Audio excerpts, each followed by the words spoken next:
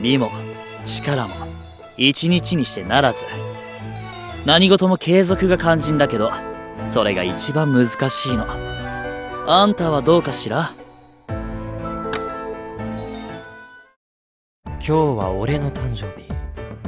つまり俺が主役だ。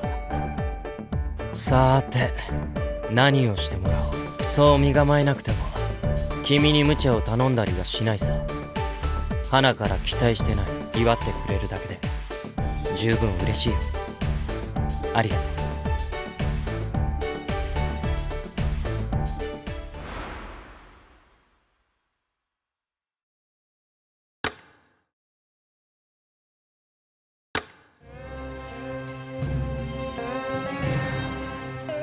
朝からいろいろな人に祝われる。悪くない気分だ。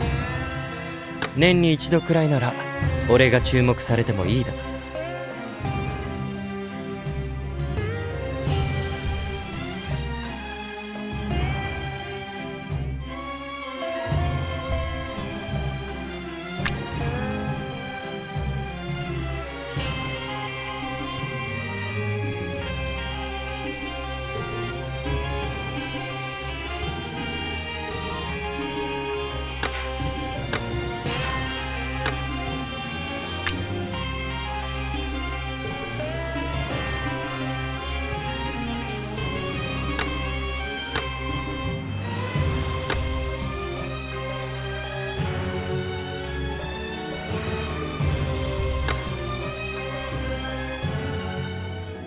そろそろインタビュー担当の生徒が来る頃だな。魔法のバースデーダイスに選ばれたプレゼンターが幸運を運んでくるというが、この学園の生徒がトラブル以外を持ってくるのか？一体誰が選ばれたんだろう。失礼します。本日プレゼンターを務めるセベク・ジグボルトです。ジャーミル先輩、お誕生日おめでとうございます。俺のプレゼンターに選ばれたのは君か。今日はよろしく頼む、セベク。はい、まずは誕生日プレゼントの贈呈だな。ジャミル先輩、こちらをお受け取りください。ありがとう。さて何を選んでくれたのか。この本は旅行家のエッセイ集か。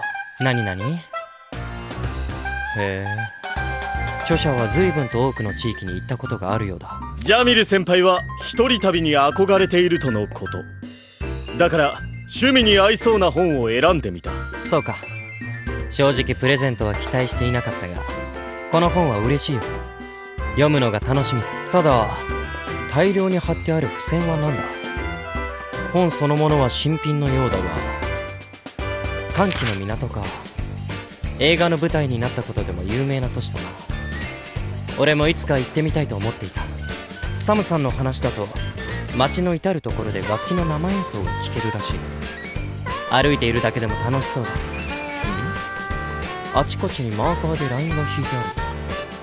付箋にはいろいろ書き込まれている。有名なアーティストが飛び入りでステージに立っていた。音楽ファンの間では有名な店。へえ、そんなサプライズもあるのか。ますます行ってみたくなる。奇跡の国の北側はやっぱり寒いんだな。付箋に書いてあるのは服や靴を選ぶ時のポイントか。それにオーロラを見る時の心得。そうだな。もし旅をするなら自分の目でオーロラを見てみたい。このページにはグルメ情報がまとめられている。へえ、ネッサの国以外でもスパイスをふんだんに使ったカレーみたいな料理があるらしいぞ。桃、イカスミ、発酵させた大豆。本当にいろいろなものを入れるんだな。想像がつかなくて興味深い。他のページにもおすすめや注意事項、豆知識が書き込んである。要点が抑えられていて分かりやすい。本当に行ってきたみたいな書き口だ。まさかセベクの経験談か？いや、ラッピング中に同席していたリリア様がかつて旅した土地について話してくださったのだ。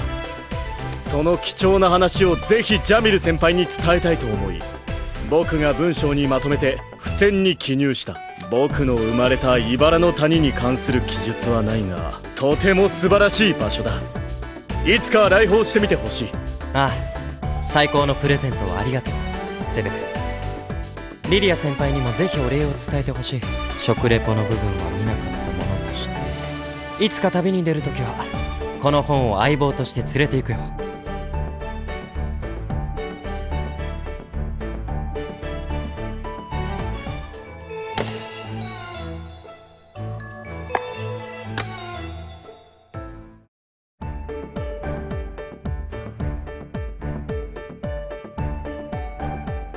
ではインタビューに移らせてもらう。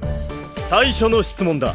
無人島に一人連れて行くなら誰を選びますか。ただし同じ寮の生徒は除くとのこと。わざわざ言われなくてもスカラビア寮の生徒はまず選ばないな。なぜだ。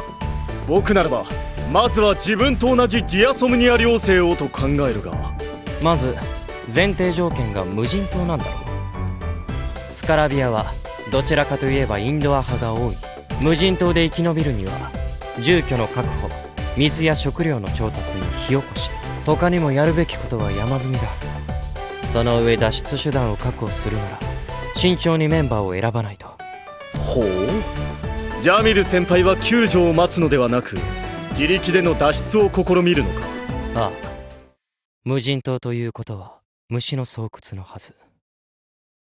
長居するなんて絶対にごめんだ。それに島で十分な食料を集められるとは限らない。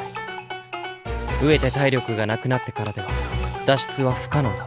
無事に生き残るためには一日も早く島を立つ必要がある。そのあたりを踏まえると脱出を成功させるために必要な人材はサバナクロー領のジャックだな。ジャックだと。あいつは力仕事が得意そうだから木材を運んだり家を建てたりするときに頼りになるはずだ。それにジャックはかなり鼻が利く。水源や食料を見つけ出す上で大きなアドバンテージになる。寝床と水と食料の調達をジャックに任せられたら俺は脱出手段の確保に専念できるというわけさ。さすがだジャミル先輩。サバイバルの基礎をしっかり抑えていらっしゃる。効率を重視した上でジャックを駒使いにすることを選んだのだな。人聞きが悪いこと言わないでくれ。適材適所というやつだ。だが他人を従わせるのは容易なことではないぞ。心から尊敬できる相手でなければ僕は主君として認めない。ああ、その点については全面的にセベクに同意する。とはいえ無人島を脱出するという共通の目的があればジャックは手を貸してくれるだろう。この学園の者には大変珍しく彼には年長者を敬う気持ちが備わっているようだし、思いつきで行動してトラブルを起こすわけでもその時々の気分で周りを振り回すわけでもない。言葉巧みに他人を陥れる真似もしない。無駄な駆け引きをする必要もないはず。数日一緒に過ごすだけなら特に問題はないと思う。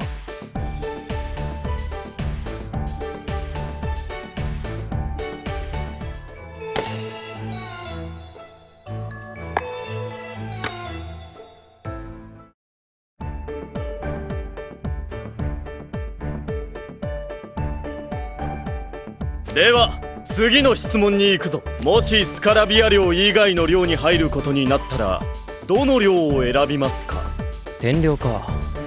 別にどこでも学べることは多いだろうしそれなりにやっていけるとも思うが、できるならオクタビネルは避けたい。腹の探り合いばかりで気の休まる時がなさそうだ。パーツレベルに関してはあのポップなデザインの洋服を着ることにかなり抵抗があるな。それ以外ならどこでも構わないが強いてあげるならイグニハイド寮がいい。イグニハイド。機械いじりばかりしている連中が集まる寮を選ぶなど気が知れない。この質問の答えはディアソムニア寮一択だろ。セベクの言う通り魔法の扱いに長けた生徒の多いディアソムニアも魅力的だ。だが砂漠の魔術師に関する伝承の一つに人工的に雷を起こす装置を作ったというものがある。落雷によってしか起動できない占い用の魔法道具を好きな時に使うためだったらしい。どんな仕組みになっているのか、そもそも何を使って作るのか、幼心に興味をそそられた記憶がある。だからイグニハイドに行ったら砂漠の魔術師が作った装置を俺の手で再現してみたい。魔導工学系の知識や技術に長けた生徒が集まるイグニハイドでなら不可能ではないはずだ。待て、雷を起こしたいという話ならやはりディアソムニアを選ぶべきだろう。マレウス様は自在に雷を操ることができる。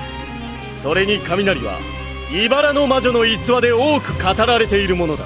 まだ学生の身とはいえ魔法師たる僕たちがなぜわざわざ機械を一から組み立てて雷を起こすなど。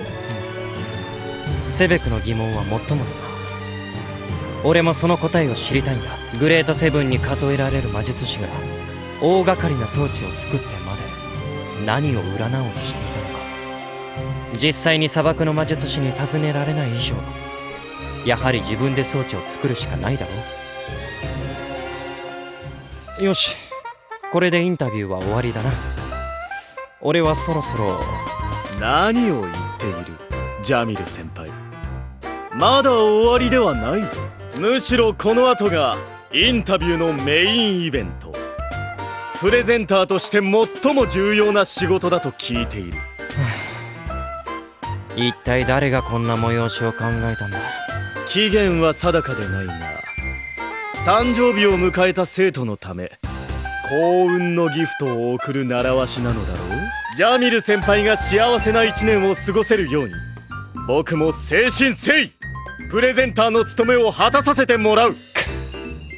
やはりやるのか。では改めましてジャミル先輩、お誕生日おめでとうございます。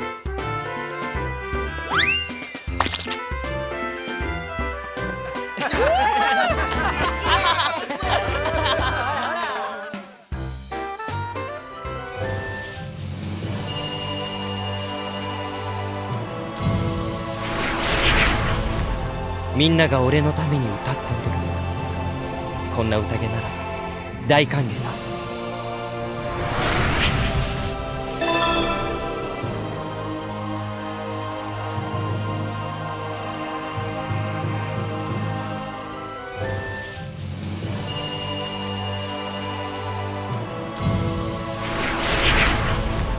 みんなが俺のために歌って踊る。こんな宴なら大歓迎だ。